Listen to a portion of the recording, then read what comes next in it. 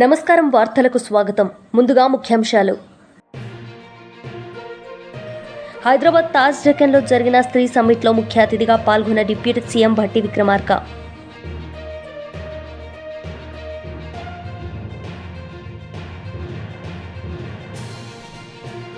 మాజీ మంత్రి పేర్ని నాని మీడియా సమావేశం, పలు అంశాలపై వివరణ.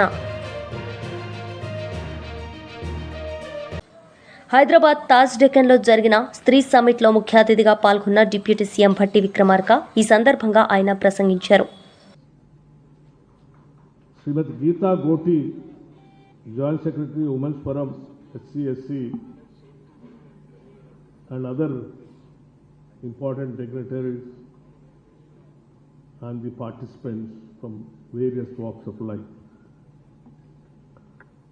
My humble namaskar to each one of you and to everyone here who believes that a safe, equal and empowered society is not a dream but a destination we must all walk towards together. Three Summit, it is more for empowerment of women of this country. We can't just afford to forget March 8th, which is a Women's International Day, and also April 14th, Dr. Baba Saheb Ambedkar's birthday, who was given enormous rights to women, Indian women, through Hindu Code Bill. Women empowerment, particularly in India, at times we all think that, why the contradictory kind of a thing in this country. One side we pray women as a goddess, a Shakti. Other side we try to control women and try to, monitor, dictate, whatnot, everything. I think in India the most suppressed and oppressed is Indian women only. Till we got the constitution and the right to equal rights to the Indian women. That is where I just wanted to remind the entire Indian women about the Hindu Code Bill. That's where the real empowerment has started for the Indian women. Like equal inheritance rights, sons and daughters. Till then there is no inheritance right. And prohibition of polygamy. Diverse rights for women and legalizing of widow marriages. These are the most important things in the life of women, which they got the as a right after the Hindu Code Bill, which has been passed on various names in the Indian Parliament. So that's the reason we just can't afford to forget March 8th of International Women's Day, and also the person who was drafted and who fought for the rights of the Indian women by way of getting the Hindu Code Bill, that is Dr. Baba Saheb Ambedkar, April 14th. And today, after celebrating Baba Saheb Ambedkar's birthday yesterday, April 14th, today we are organizing on April 15th on the name of Three Summit. So we who TDP ఈడేరు Maulana Mushtaq Ahmed media సమావేశం నిర్వహించారు. ఈ సందర్భంగా పలు అంశాలపై ఆయన మాట్లాడారు. వక్ఫ్ సవరణ చట్టం గురించి జగన్మోహన్ రెడ్డి గారు వాళ్ళ ఎంపీలు లోక్సభలో వ్యతిరేకించి రాజ్యసభలో వక్ఫ్ అమెండ్మెంట్ యాక్ట్కి మద్దతుగా నిలబడినారు. ఆ తర్వాత జగన్మోహన్ రెడ్డి గారు విప్ జారీ చేయడం జరిగింది. ప్రతి ఒక్కరూ అర్థం చేసుకోవాలి, ఆ విప్ రాజ్యసభలో మద్దతు ఇవ్వక ముందు జారీ చేయాల్సింది. పని పూర్తి చేసి విప్ జారీ చేసి రాష్ట్ర ప్రజలకి మభ్యపెట్టి మోసం చేయడానికి ఒక కుట్ర. గతంలో చూసుకుంటే జగన్మోహన్ రెడ్డి గారు అలయన్స్లో కూడా లేడు. ఆ సమయంలో సిఏఏ, ఎన్ఆర్సి, అదేవిధంగా తలాక్ బిల్, అదేవిధంగా ఆర్టికల్ 370 అన్ని బిల్లులకి బేషరతుగా మద్దతు ఇవ్వడం జరిగింది. ఈరోజు లోక్సభలో ఒక డ్రామా, రాజ్యసభలో ఒక నాటకం, మళ్ళీ సుప్రీంకోర్టుకి వెళ్ళారు సిగ్గు లేకుండా. సుప్రీంకోర్టుకి వెళ్ళి వక్ఫ్ అమెండ్మెంట్ యాక్ట్కి వ్యతిరేకంగా సుప్రీంకోర్టుకి వెళ్ళి ముస్లిం సమాజానికి మోసం చేయాలని ముఖ్య ఉద్దేశంతో, ముస్లిం పట్ల ఎటువంటి జగన్మోహన్ రెడ్డికి చిత్తశుద్ధి లేదు. గతంలో దాడులు జరిగినాయి, హత్యలు, ఆత్మహత్యలు జరిగినాయి. ఏ రోజన్నా జగన్మోహన్ రెడ్డి అనుకో మనం దాడులు జరిగితే అండగా నిలబడినాం, సపోర్ట్ చేస్తున్నాం, ఎవరైతే హత్యకు పాల్పడినారో వాళ్ళకి శిక్షిస్తున్నామని ఏ రోజు కూడా జగన్మోహన్ రెడ్డి నోరు మెదిపి మాట్లాడిన దాఖలా లేదు. ఈరోజు రాష్ట్ర ప్రజానీకం చీకొట్టి 11 సీట్లు ఇస్తే మళ్ళీ ఎలా ప్రజల్లోకి వెళ్ళాలి, ఎలా మభ్యపెట్టి మోసం చేయాలని ముఖ్య ఉద్దేశంతో నాటకాలు వేస్తున్నారు. డ్రామాలు వద్దు. రాష్ట్ర ప్రజలకి ముఖ్యంగా ముస్లిం సమాజానికి మీరు ఎక్కడ నిలబడినారో అది చెప్పండి. మీరు వక్ఫ్ ఆస్తి గురించి మాట్లాడతారా? సాక్షి ఆఫీస్ ఏ భూమిలో ఉంది? ఒక భూమిలో ఉంది. మీ మామ రవీంద్రనాథ్ రెడ్డి థియేటర్ ఏ భూమిలో ఉంది? కడపలో. వక్ఫ్ భూమిలో లేదా? మీ తండ్రి గారు ల్యాంకో హిల్స్ ఎవరికి అమ్మేశారు? ఎందుకు అమ్మేశారు? మీకు మైనార్టీ పట్ల, వక్ఫ్ భూముల పట్ల చిత్తశుద్ధి లేదు. ఏదన్నా కొంచెం స్కోప్ దొరికితే ఎలా ప్రజల్లోకి వెళ్ళాలి, మళ్ళీ బతిమిలాడాలి, ఎలా మభ్యపెట్టి మోసం చేయాలనే ఆలోచనలో ఉన్నారు మీరు. ఇది మీరు అర్థం చేసుకోవాలి.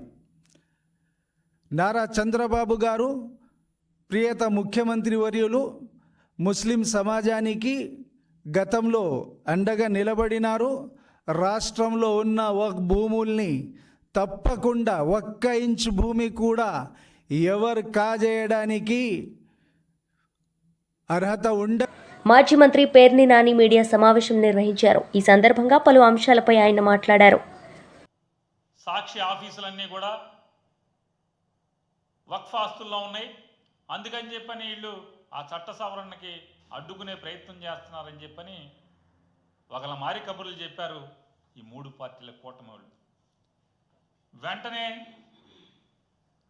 సాక్షి యాజమాన్యం తనకున్న ఆస్తుల మొత్తాన్ని లింకు డాక్యుమెంట్లతో సహా బయట పెట్టంగానే మొత్తం మూసుకుని ప్లేటు ఫిరాయించి రాజ్యసభలో విప్ ఇవ్వలేదు వైఎస్ఆర్ కాంగ్రెస్ పార్టీ, లోక్సభలో మాత్రం వక్ఫ్ చట్టానికి అంటే 1995 వక్ఫ్ చట్ట సవరణకి వ్యతిరేకంగా ఓటు చేశారు. కానీ రాజ్యసభలో మాత్రం చట్ట సవరణకి అనుకూలంగా ఓటు చేశారని చెప్పని తప్పుడు ప్రచారానికి తెరలేపారు. దానికి ముందు విప్ ఇవ్వలేదని చెప్పారు, రాజ్యసభలో విప్ ఇవ్వలేదని చెప్పారు. వెంటనే అయ్యా దిక్కుమాలిన వాళ్ళారా, ఇదిగో వైఎస్ఆర్ కాంగ్రెస్ పార్టీ విప్ ఇచ్చింది అని చెప్పి వెంటనే విప్పును బయట పెట్టంగానే మళ్ళీ నోళ్ళు మూసుకుని ఓటేయలేదు అని చెప్పని మాట్లాడారు. అరే ఓటేయకపోతే మీ చేతనైంది లోక్సభలో రాజ్యసభలో మీరే కదా అధికారం, టీడీపీ మంత్రులు ఉన్నారు, బీజేపీ వాళ్ళు ఉన్నారు, అధికారం మీ చేతిలో ఉంది, మరి బయట పెట్టండి అని నిలదీసేపటికి అక్కడి నుంచి ప్లేట్ ఫిరాయించి ఎక్కడైతే ఈ చట్ట సవరణ ద్వారా వక్ఫ్ చట్ట సవరణ ద్వారా ముస్లింల్లో భారతదేశ వ్యాప్తంగా ముస్లింల్లో అభద్రతాభావం జీవం పోసుకుందో, అలజడి ప్రారంభమైందో, వాళ్ళు ఎక్కడైతే నిరసన కార్యక్రమాలకు మొదలుపెట్టారో వెంటనే ఎగ్గు లేకుండా తెలుగుదేశం పార్టీ, జనసేన పార్టీ ఈ ముస్లింల నిరసన కార్యక్రమాల్లో తగుదనమ్మా అని సిగ్గు లేకుండా బయలుదేరిపోతున్నారు. ఈ ముస్లింల యొక్క అలజడికి, వాళ్ళ అభద్రతాభావం మొదలవటానికి, వాళ్ళ మనోభావాలు గాయపడటానికి కారణం ఎవరయ్యా అంటే చంద్రబాబే దీనికి ప్రాణం పోశాడు. ముస్లింల వ్యతిరేకంగా, ముస్లిం మనోభావాలకు వ్యతిరేకంగా జరిగినటువంటి చట్ట సవరణలో చంద్రబాబుదే పాపపు పాత్ర అని భారతదేశం మొత్తం ముస్లిం వర్గాలన్నీ కూడా కూడైకి వస్తున్నాయి, తిడుతున్నాయి, బొమ్మల్ని చెప్పులెట్టి కొడుతున్నాయి ఈ వర్గాలన్నీ తమ నిరసన కార్యక్రమాల్లో.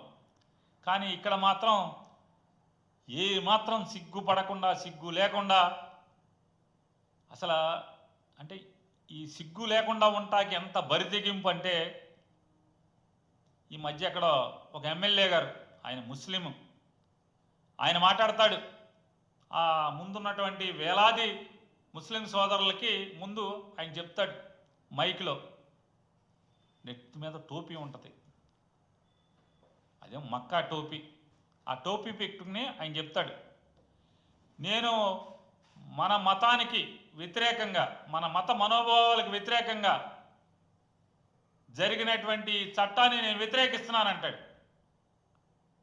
నువ్వెవడు వ్యతిరేకించటానికి? నీకేం హక్కు ఉంది? పైన పాపం చేసింది మీరు.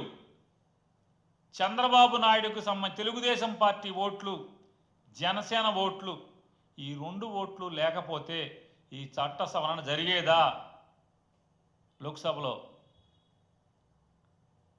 నేను అడుగుతున్నాను, చట్ట సవరణ జరిగేదా? పైనేమో ఆ చట్టం సవరణ జరగడానికి ప్రధాన భూమికి మీది. బాన్స్వాడ నియోజకవర్గ బీఆర్ఎస్ పార్టీ రజతోత్సవ సన్నాహక సమావేశంలో మాజీ ఎంపీ కవిత పాల్గొన్నారు. ఈ సందర్భంగా ఆమె మాట్లాడారు. సగర్వమైన తెలంగాణ జాతి మాకు ప్రత్యేకత ఉంది, తెలుగు వాళ్ళలో మళ్ళీ తెలంగాణ జాతికి ఒక ప్రత్యేకత ఉందని పిడికిలెత్తి నినదించి గర్జించి భారతదేశ రూపురేఖలను మార్చినటువంటి మన నాయకుడు కేసీఆర్ గారు పార్టీ పెట్టి 25 సంవత్సరాలు కాబోతా ఉన్నది ఏప్రిల్ 27కి. మరి ఆ 25 సంవత్సరాల పండుగను, మన చరిత్రను, మన పోరాటాన్ని, మన త్యాగాలను, మన కష్టాలను, మన కన్నీటిని, రాష్ట్రం తెచ్చుకున్న తర్వాత మనం చేసుకున్నటువంటి అభివృద్ధిని అన్నీ కూడా ప్రపంచానికి మళ్ళీ ఒకసారి గుర్తు చేయడానికి మనం 25 సంవత్సరాల పండుగ రజతోత్సవ వేడుక వరంగల్లో 27 నాడు చేసుకోబోతా ఉన్నాం. ఆ సందర్భంగా ఇవాళ మనందరం కూడా ఇక్కడ కలుసుకోవడం జరిగింది. మరి మామూలు విషయం కాదు. భారతదేశ ముఖ చిత్రాన్ని మార్చినటువంటి కండువా ఈ గులాబీ కండువా మామూలు విషయం కాదు. ఎందుకంటే భారతదేశంలో ఆనాడు స్వతంత్ర పోరాటం జరిగింది. ప్రజలందరూ కూడా స్వచ్ఛందంగా పాల్గొన్నారు, స్వతంత్రం తెచ్చుకున్నారు. బ్రిటిష్ వాళ్ళతో కొట్లాడి ఫిరంగులకు ఎదురొడ్డి తుపాకులకు ఎదురొడ్డి నిలబడి స్వతంత్రం తెచ్చుకున్నాం భారతదేశం. ఆనాడు ఆ ప్రజా పోరాటం విజయవంతమైందంటే మళ్ళీ స్వతంత్ర భారతదేశంలో విజయవంతమై లక్ష్యాన్ని చేరినటువంటి పోరాటం ఏదన్నా ఉందా అంటే అది కేవలం తెలంగాణ రాష్ట్ర పోరాటం, అది కేవలం కేసీఆర్ గారికే సాధ్యమైంది. అందులో అడుగై వారి పోరాటంలో మీరు ఒక సపోర్ట్గా నిలబడి ముందుకు నడిపించినటువంటి కార్యకర్తలందరికీ కూడా నిజంగా శిరసు వంచి నేను అభినందనలు తెలియజేస్తా ఉన్నా. 25 ఏళ్ళు నమ్ముకున్నటువంటి ఒక లక్ష్యం కోసం పోరాటం చేయడం అన్నది మామూలు మనుషులతో కాదు. కేసీఆర్ గారు ఎప్పుడో ఒక మాట చెప్తా ఉంటారు, కొంతమంది మనుషులు ఏదన్నా పని మొదలు పెడితే వెంటనే వదిలేస్తారట, ఇంకా కొంతమంది కొంచెం దూరం పోయి వదిలేస్తారు. కానీ ధీరులు మాత్రమే లక్ష్యం చేరేంత వరకు కూడా పోరాటం చేస్తారు, ఎత్తిన పిడికిలి దించకుండా పోరాటం చేస్తారు. ఒక్కసారి యాద్ చేసుకోండి, ఏం చెప్పిన కేసీఆర్ గారు అన్నాడు మనందరికీ, నేను తెలంగాణ రాష్ట్రం తేవడానికి ముందుకు పోతున్నా, నేను ఒక లక్ష్యంతో ముందుకు పోతున్నా, ఎక్కడన్నా నేను వెనుకకు తిరిగితే, నేను ఇచ్చినటువంటి మాట తప్పితే, మడమ తిప్పితే రాళ్లతోని కొట్టి చంపండి నన్ను అని చెప్పి ఆనాడు కేసీఆర్ గారు చెప్పింది. ఉట్టిగా పోరాటం చేయలే, అద్భుతమైన పోరాటం, అనేకమైనటువంటి పోరాటాలు మొత్తం ప్రజాస్వామిక పందాలోనే చేసినాం తప్పితే ఎక్కడా హింసకు పోలే, మనం ఎక్కడా ఎవరిని ఏం అనలేదు. ఆనాడు మనకు పెద్ద పెద్ద నాయకులు ఉండే, చంద్రబాబు నాయుడు గారు, వైఎస్ రాజశేఖర రెడ్డి గారు, మొత్తం 50 మంది కాంగ్రెస్ నాయకులందరూ కూడా మనకు వ్యతిరేకంగా ఆనాడు పనిచేసి, కానీ మనం ఎన్నడూ గుండె ధైర్యం కోల్పోలే. ఏం చేశారు కేసీఆర్ గారు? పార్టీ పెట్టిన ఏప్రిల్ 27 నాడు పదవి వదిలిపెట్టిండు. టీడీపీ నుంచి వచ్చినటువంటి డిప్యూటీ స్పీకర్ పదవి, ఎమ్మెల్యే పదవి అన్ని వదిలిపెట్టి ముందుకు పోయింది. అంటే త్యాగాలతోనే మొదటి అడుగు ప్రారంభమైంది. ఆ త్యాగాలతో జలదృశ్యంలో మొదటి అడుగులో ప్రారంభమైతే అది అలా కొనసాగుకుంటూ పోయింది. పదవుల్ని గడ్డిపోసలాగా వదిలేసినాం మనం. కేంద్ర మంత్రి పదవి వచ్చింది, గడ్డిపోసలాగా వదిలేసి ఎన్నికలకు పోయినాం. ఎమ్మెల్యేలు, ఎంపీలు అన్ని పదవులు వదిలిపెట్టుకుంటూ మనం ప్రజల్లోకి ఉద్యమాన్ని తీసుకుంటా ముందుకు పోయినాం. అంటే ప్రతిసారి బై ఎలక్షన్ వస్తే ఒక చర్చ, తెలంగాణ కావాలన్నా వద్దా, కావాలనేటోళ్ళు కొందరు, వ్యతిరేకించేటోళ్ళు కొందరు, ఏం చెప్పకుండా గోడ మీద పిల్లిలాగా ఉన్న పార్టీలు కొన్ని. ఎన్ని తమాషాలు చూడలే మనం తెలంగాణ ఉద్యమంలో, ఎన్ని నాటకాలు చూడలే మనం తెలంగాణ ఉద్యమంలో. కానీ అంత కన్ఫ్యూజన్లో, అంత హంగామాలో, అంత గొడవలో కేసీఆర్ గారు మనకు ఒక దారి చూపించి, ఇగో మనం ఇట్లా పోవాలి, వీళ్ళ రాజకీయం ఇది, వీళ్ళ కుట్ర ఇది, ఇగో ఈ తొగలో పోతే తెలంగాణ వస్తుందని చెప్పి 14 ఏళ్ళు పోరాటం చేస్తే ఇవాళ రాష్ట్రం వచ్చింది. ఉట్టిగా రాలే తెలంగాణ, ఎవడో భిక్ష పెడితే రాలే, ఎవడో దయతలిచి ఇస్తే రాలే. ఎక్కడికక్కడ కేసీఆర్ గారు. వైసీపీ నేతలు మీడియా సమావేశం నిర్వహించారు. ఈ సందర్భంగా పలు అంశాలపై వారు మాట్లాడారు. ఈ 2 రంగాల్లో మార్పులు చేయటం ద్వారా పూర్తిగా వారి యొక్క జీవన విధానాన్ని మార్చాలని చూశాడు. మీరేం చేశారు? పాతాళానికి దళితుల యొక్క విద్యని తొక్కేశారు. జగన్మోహన్ రెడ్డి గారు తీసుకొచ్చిన చరిత్రాత్మకమైనటువంటి సంఘటనలన్నిటినీ, చరిత్రాత్మకమైన వారు తీసుకొచ్చినటువంటి మార్పులను పూర్తిగా ఆపేశారు. దళితుల యొక్క విద్యని కాలరాసేశారు. ఏ ఒక్క పథకం ఈ రోజున అమల్లో లేదు. ఆ విద్యా దీవెన కావచ్చు, వసతి దీవెన కావచ్చు, అమ్మఒడి కావచ్చు, నాడు నేడు పేరుతో స్కూళ్లను ఆధునీకరించిన కార్యక్రమం కావచ్చు, వేలాది కోట్ల రూపాయలు ఈ అంశాల మీద జగన్మోహన్ రెడ్డి గారు ఖర్చు పెట్టారు. దానిలో ప్రధానంగా లబ్ధిదారులు దళితులు. ఈ రోజున నీ పరిపాలన పథకాలు లేవు కాబట్టి నువ్వు కొందరువాడివి అని అంటుంది వైఎస్ఆర్ కాంగ్రెస్ పార్టీ. నీకు మా మీద ఏ రోజు ప్రేమ లేదు. అంబేద్కర్ అందరివాడని ప్రకటించిన మీరు రాష్ట్ర రాజధాని అయిన విజయవాడలో నడిబొడ్డులో 400 కోట్ల రూపాయలతో ప్రభుత్వం నిర్మించిన స్మృతి వనాన్ని ఈ రోజు వరకు ఆంధ్ర రాష్ట్ర ముఖ్యమంత్రి నారా చంద్రబాబు నాయుడు ఎందుకు సందర్శించలేదని ప్రశ్నిస్తుంది. సందర్శించకపోగా అంటే మీరు ఆ విగ్రహం ముందు నుంచే ఆగస్టు 15న అక్కడికే వెళ్తారు, ఆ రోడ్లో తిరుగుతూ ఉంటారు, అక్కడ పిచ్చి మొక్కలు వస్తాయి, మీరు పట్టించుకోరు. చిన్న చిన్న పనులు టోటల్ ప్రాజెక్టులు ఇంకా మిగిలి ఉన్నాయి, ఈరోజు వరకు మీరు పూర్తి చేయలేదు. మీరు ఎలా అంబేద్కర్ మహాశయుడి గురించి మాట్లాడే హక్కు, మాట్లాడే స్థైర్యం చంద్రబాబు నాయుడికి లేదు. చంద్రబాబు నాయుడు దళిత వ్యతిరేకి, ఆయన భావాజలంలోనే దళిత వ్యతిరేక భావాజలం ఉంది అనేది జగమెరిగిన సత్యం. చరిత్ర పుటల్లో ఎప్పుడైనా చూడొచ్చు మనం. ఉదాహరణకు ఆంధ్ర రాష్ట్ర ముఖ్యమంత్రి హోదాలో వైఎస్ జగన్మోహన్ రెడ్డి గారు ఆ విగ్రహావిష్కరణకు వెళ్ళింది రాజశేఖర రెడ్డి గారి అబ్బాయి స్థానంలో కాదండి. ఆ విగ్రహావిష్కరణకు వెళ్ళింది ప్రజలచే ఎన్నుకోబడిన ఆంధ్ర రాష్ట్ర ముఖ్యమంత్రి హోదాలో ప్రభుత్వం నిర్మించినటువంటి స్మృతి వన ప్రారంభోత్సవం జరిపించిన పిదప ఆ విగ్రహావిష్కరణ చేసిన వ్యక్తి ఎవరు, ఎవరి హయాంలో జరిగిందని నమూనాలు ఉండవా? ఆ పేరుని ఈ రోజున నీకు ఒక వీడియో చూపిస్తాను మిత్రులారా. రాష్ట్రం అంతా చూడాలి, చంద్రబాబు నాయుడిని నిజ స్వరూపం చూడాలి, చంద్రబాబు నాయుడికి బాబాసాహెబ్ అంబేద్కర్ మీద ఉన్న గౌరవం ఏంటో చూడాలి. దీనికి తెలుగుదేశం పార్టీ శ్రేణులు లేదా వాళ్ళ పొత్తులతో ఉన్న బీజేపీ పార్టీ, జనసేన పార్టీ ఈ సంఘటనకి ఏమి సమాధానం చెబుతుందో చెప్పండి.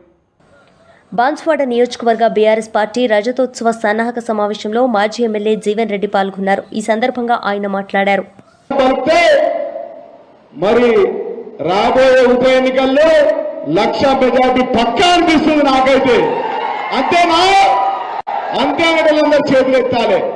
కవితమ్మ అడుగుపెట్టింది, పక్కాగా గెలుపు మనదే అని చెప్పి సందర్భంగా నేను తెలియజేస్తా ఉన్నా.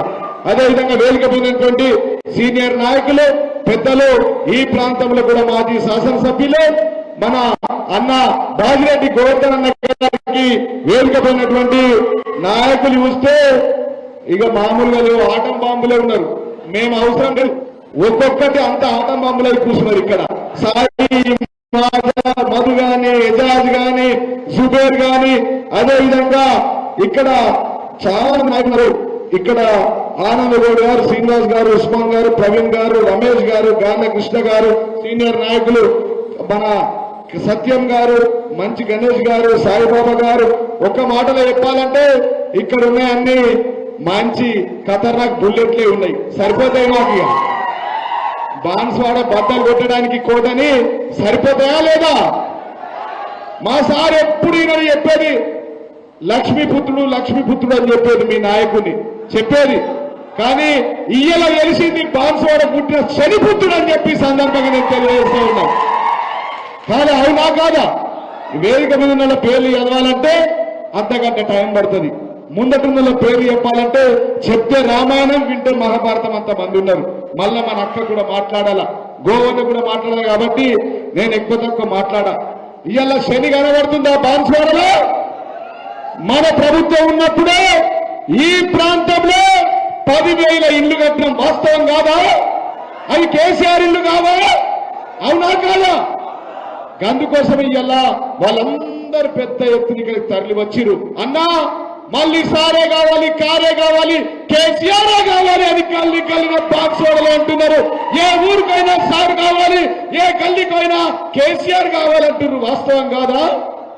మేము వస్తామన్న సభకని చెప్పి వేలాదిగా తరలి వచ్చి అక్కెంబట తోవింటి వస్తా ఉంటే, అక్క మేము వస్తున్నాం 100 మంది ప్రతి గ్రామం నుంచి వేలాది మంది తరలి వస్తా ఉన్నాం, స్వచ్ఛందంగా వస్తున్నామని చెప్పి మన ముత్యాలమ్మ తల్లి ఇప్పుడు వచ్చింది లంబడవ.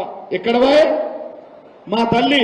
నేను నా వంతు సహాయం చేస్తారు 2,000 రూపాయలు అని చెప్పి ఆ తల్లికి నేను చేతులెత్తి కేసీఆర్ తరఫున హృదయపూర్వక పాదాభివందనాలు తెలియజేస్తా ఉన్నా.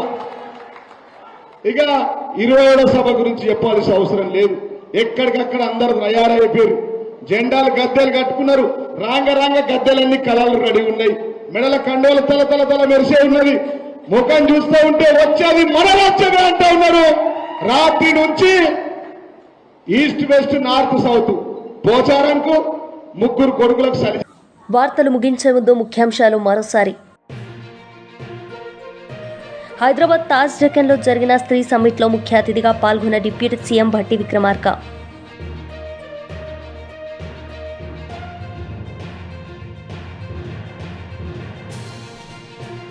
మాజీ మంత్రి పేర్ని నాని మీడియా సమావేశం, పలు అంశాలపై వివరణ. ఈ వార్తలు ఇంతటితో సమాప్తం. తిరిగి ప్రసారమయ్యే వార్తల్లో మళ్ళీ కలుద్దాం. అంతవరకు సెలవు. నమస్తే.